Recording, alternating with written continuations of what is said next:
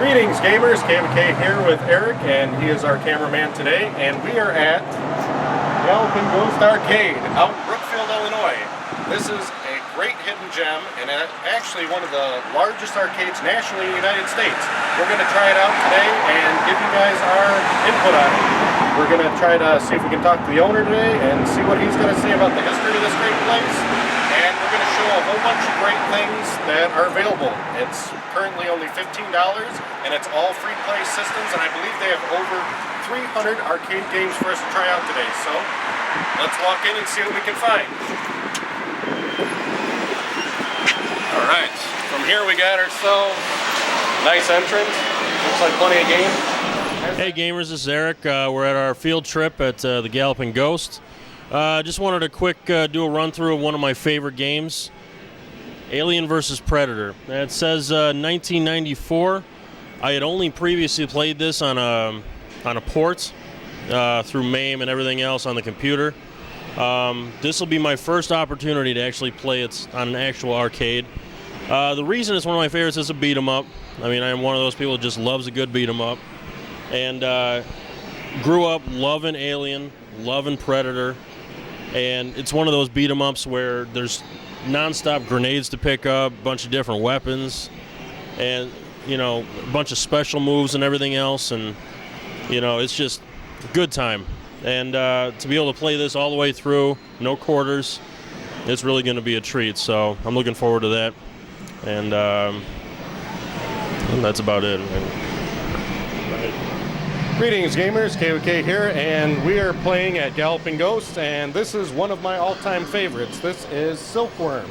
This game is awesome for several reasons, because it has great replay value for an arcade game, and the reason for that is you can actually be a Jeep or you can be a helicopter. So you got two different perspectives for a shoot 'em up, which I think is awesome. And for another replay value, you can play individually or have a friend be a Jeep and a helicopter. So that alone makes it really awesome. It's kind of, I'd say one of the more obscure arcade games for the time. I didn't think it was that popular. The reason I got into it so much is I was actually, I want to say, on a Disney cruise as a kid, and this was one of the arcade games they had in their arcade. And I remember when I was there, they actually had an arcade with free play enabled, so I played this game all day at all times, and any other kid I could find, I'd have them play the other unit just so I could get a different perspective. And when I was doing that, I actually ended up beating this game probably 5 times over that cruise, once as a Jeep, once as a helicopter, and then vice versa with another person. So, and even though I played it that many times in 1 week, I still kept coming back to it. It is that fun and addicting of play. Hey everybody, I'm Doc Mack from the Galloping Ghost Arcade and Galloping Ghost Productions. We had actually opened the arcade back on August 13th, 2010. We opened with 130 machines. Our business model behind the arcade is it's $15 to get in, and then you can spend the entire day playing all the classic and newer arcade games that people grew up playing. So we have everything from the old Space Invaders and Asteroids all the way up to current fighting games and everything in between. All the Silver Era games and stuff from the 8-bit and 16-bit eras that were played a lot on consoles, and everything in the arcade is running on original hardware, and we spend a lot of time making sure everything is playing properly and working properly, and we love restoring machines and making them play like they did back in the day. We've grown. We've just put our 451st game on the arcade floor, making us the largest arcade in the world. We run events here all the time, ranging from tournaments to industry celebrity events. We have a fighting team that we send all over the world, Team GGA, and they compete in games like Mortal Kombat 2011 and Injustice and Killer Instinct. And everybody's excited for the new Mortal Kombat X game coming out, so we're going to have a team for that. A very competitive scene here at the arcade. We've had over 191 world records set here since we opened. Some of the just great players. We've got about 30 regulars that are here several times a week working on scores. We use the Arcade scoring system as our scoring house. And again, we have people setting world records here almost on a weekly basis, and people traveling in from all over the world to come play here. So we love having new people come in and check it out, and always adding more machines to the floor. We're right now working on a few more expansions, and we want to grow the arcade to be even bigger and better. We hope to have hundreds of more machines here and continuously add more and more of what everybody's asking for.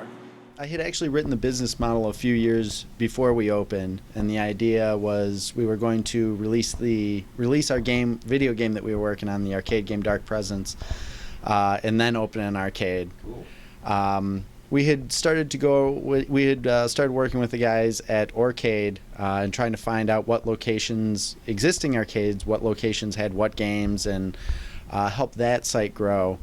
For me, we had wanted to, with the game development that we were in, we had wanted to have our guys on staff play several arcade games, and we were having a hard time finding games like Mortal Kombat in the Chicagoland area. Like, places had them, but nothing worked.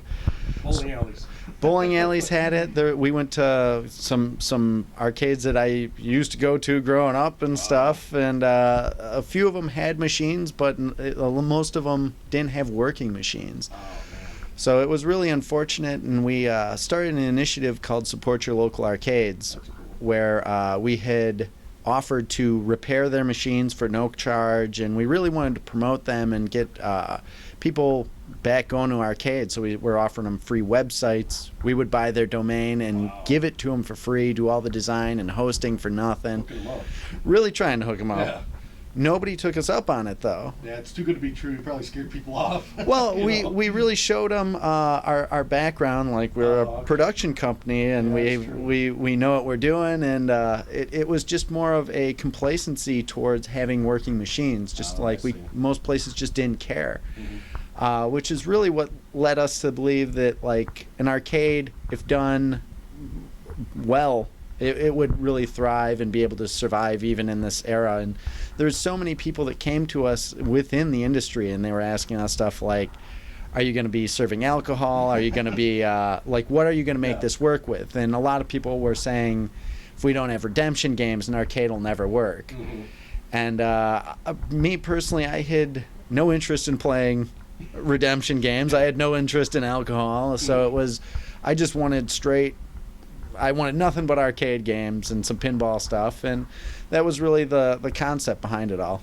Oh, that is awesome. I can't believe no, it's just a great idea, and it blows my mind just because we're from that era where arcades were abundant all over the place, and now in this day and age, I mean, you really go on Google and you're really trying hard to find, other than like Twin Galaxies or something really big, having like the coin ops out there on the coast. There's like one per every area. I'm just glad that we got one here in the Midwest that is local to me that I can actually enjoy on a regular basis. Absolutely. And we really need to have like one in every state, in my opinion at least, so then gamers don't have to suffer or be stuck with emulation, because it really is a different world, in my opinion, between emulation and the real thing. I mean, it's a great way to go. Absolutely. Like, emulation is a good thing that it's out there. It's a way to preserve the games, but it is so different being in an actual arcade. Definitely. And that was also one of the other elements. We wanted to help arcades open. So far, we've helped 10 actual arcades open their doors, really? And we're very open. Right now, we're actually talking with 9 other people that are trying to open arcades. Wow. And we love sharing the business model and the stuff that we've learned from opening this place. And we've helped our favorite arcade, one of our favorite arcades, Underground Retrocade out in East Dundee. It's owned by Scott Lambert. He had actually come to one of our wiring classes, and we do wiring classes where we actually let people come in and we wire cabinets from scratch, and we teach people how to diagnose problems with arcade machines and stuff. So he had come to one of those events, and he approached me afterwards, and he's like, I'm thinking about opening an arcade. You made it look fixing machines easy. And it was a really great working with him, and now he owns a great arcade. And it was his big concern was always, would he be able to fix them? Mm-hmm. And you take that, like, so many people love these games and they would love to have it be their job and their business. So it's great helping people get to that point. And again, there's some really great ideas. We've talked with people from like the barcades and stuff when they were opening, and again, it's just great helping there be more arcades again, because people, it's never gone away completely. Like, it's definitely quieted down, but the new people like that come in, there's so many people that say that's their first time coming into an arcade, and it honestly, it astonishes me. But a lot of them quickly become regulars, and you see them back time and time again. There's so many great games that you can even try to emulate them at home or play them on console, and it's just not the same. Oh, I agree. But honestly, the most thing that stands out about arcades is really the community. And like, there's nothing like, you get a lot of trash talking online on consoles and stuff, but there's nothing like standing next to the person and actually having a look. If you beat them in Mortal Kombat or Street Fighter or even some of the old classics, it's like there's nothing better than standing next to them and shaking their hand. And yeah, it's the cool thing about this place as well is that it's so cordial. Like, there's never been an incident here, and everything's always very friendly, competitive, but great sportsmanship here. So That's a great way. Another thing I was going to ask is, I think it's great here personally that's like a time capsule you got here for a great time era for video games, period. And what as the first time I experienced, is that you got a nice flat rate and everything's free play. I think that is an excellent model, and I don't know why that never existed, at least to my knowledge, of any of the arcades around me, and why they do that. What got you to that point to go with that business model? I think it's phenomenal. thank you. The flat rate for me, I look back on it, I grew up in the arcades. I was there at least a couple of times a week, and I would be working, and I'd take $20 to the arcade every time. And even with that, there was always more I wanted to play. Like, I couldn't stay long enough. I didn't have the cash to stay long enough. But the other more interesting thing is we want people to be here all day. Yeah. Like, we have people traveling in from Canada and Spain and Japan and Hawaii, like from all over the U.S. And we want those people to not just, it's not a room that has a bunch of games. This is something we really want people to experience and get a lot out of. Looking back myself at what I used to play in the arcades. I had my staple games that I always wanted to play. I wanted to play all the way through Double Dragon and Altered Beast, and put a good amount of quarters in Asteroids and a bunch of the classics. And, well, at the time, those were not really classics, but that took up like a great amount of the money. And it was, if a new game came on the floor, I was always hesitant. And it's like, oh, well, I haven't finished Bad Dudes yet. Am I going to have enough money to play this? And here we want people to try everything that's on the floor. Oh, that's awesome. We love importing stuff from Japan and tracking down super rare games. According to Arcade, I think right now we have 87 machines that we're the only arcade in the world to have them. Really? So we have a lot of rare stuff. I talk with these collectors, with arcade collectors that have just massive collections of games, and they've been collecting forever, and they're like, oh, I've never even heard of that game. Oh, wow. And that's very satisfying to us here. It's just like, that's so cool to show somebody that's been in it for so long something new. And right now we just picked up a game in Japan called Yuchuyu Daisuke-sen Chokobeta Contact E. That's a mouthful. It's an obscure game from Namco that came out in 2002. And it's a bunch of mini games, and they're all alien based. Yeah. And really funny, weird game. We don't have anything on the floor like it. And we just ordered it because it was super obscure. We put it in a cabinet. Now we've had people that they're on it for hours. And it's just incredible to introduce something like that and have people, it resonates with them. And that's like it's awesome to see that. And it introduces something new that in 5 years, 10 years, somebody might be like, wow, there's this really great game. I played in an arcade a long time ago.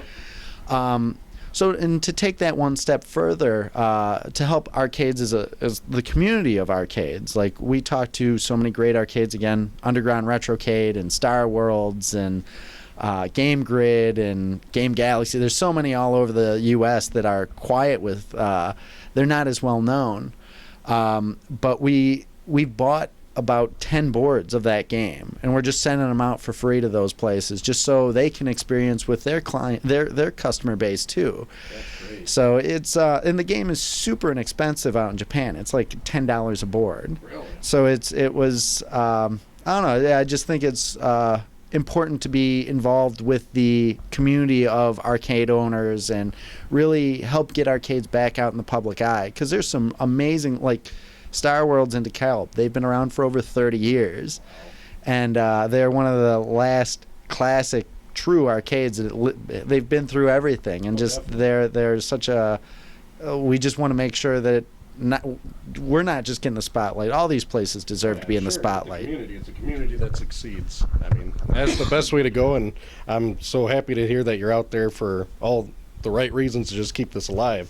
And we need these people with this type of passion to really make it last the next years in the future, and hopefully it'll inspire other younger generations before you and me, and then they'll keep this alive, because I don't know about you, but it'd be a sad day when you don't have retroseums like this out there in the future, you know what I mean? But I think with what you got going on in the community, I think it's going to be phenomenal. But I do have to ask one compelling question, which I'm very interested in knowing with a guy that has your background. What is your all-time arcade game and why? I'm sure you get this all the time, but hey, I'm going to put you on the spot. That's a really, really tough one. It's the one selfish side to the arcade. Is most everything over there is stuff I've played in the day or regret not playing in the day, or there's not a game over there that I don't love playing. Yeah, definitely. As far as a favorite, there's I couldn't name just one. There's far too many and too many reasons to like specific games. No nostalgia overload for a certain one, like, oh, this is my first time ever touching an arcade machine. There's the first arcade machine I ever played, it was an Asteroids machine. Nice. The first arcade I ever bought was Narc. Awesome. And even that, that's been Narc is such a, to me, it's a great game. It always stands out. Yeah. But Unique. with the arcade, we've started great rapport with so many of the classic game developers. Guys like George Petro and Eugene Jarvis, Brian Colin, who worked on he created Rampage. Jeff Lee, who created Qbert and Mad Planets. Those guys are all hanging out here, which we talk to some of them almost on a weekly basis. And it's that even that has influenced what we buy on the arcade floor. We just picked up Us Versus Them, which is a classic Laserdisc game. That Jeff Lee, who he had worked on that, and I think Laserdisc games are great. They're a ton of maintenance, but because he hangs out here, it was like, oh, I need to check that out. His other games are great. I need to check that one out too. So it's interesting why the games get purchased and put on the arcade floor. There's a story for all of them, but most of it is just stuff I like playing, and I'm all over the place as far as like fighting games and shooters and puzzle games, driving. Like, I love all of them. So it's you got it in this business, right? Absolutely. So. Well, we don't want to tie up too much of your time today, but any last words or any future for the place that you'd like to share? Any sneak peeks for us before we let you go? Sure. We're again working on several expansions. We're anxious to get our arcade floor up to having 500 machines. We've got so many events lined up, including developer days and the new Mortal Kombat. We're doing our 5th annual Shang Tsung's Fight Night, which brings in all the actors from the original Mortal Kombat games. Cool. And even putting out our own game, Dark Presence. That'll be happening around the middle of this year. So lots going on here, and we always post everything on Facebook if people want to keep up on what's going on here. So Definitely. We'll have that in the comments below for everybody to see for you. But thanks a lot, Doc, for all your time. This is Kevin from KWKBOX, and we'll talk to you guys next time. Take it easy.